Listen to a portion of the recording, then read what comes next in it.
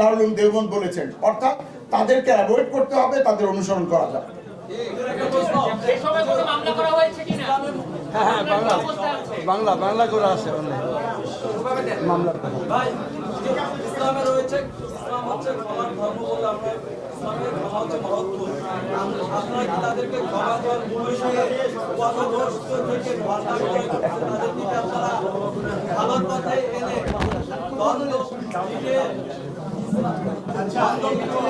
আচ্ছা, ঠিক আছে, আপনার প্রশ্ন বুঝতে পারছি।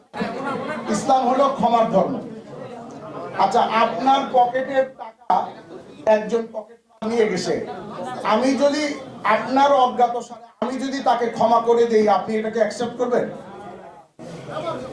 আপনার ক্যামেরা চুরি করে নিয়ে গেছে, আমি এদিকে বললাম যে ক্ষমা করে দিলাম, তোমাকে যাও।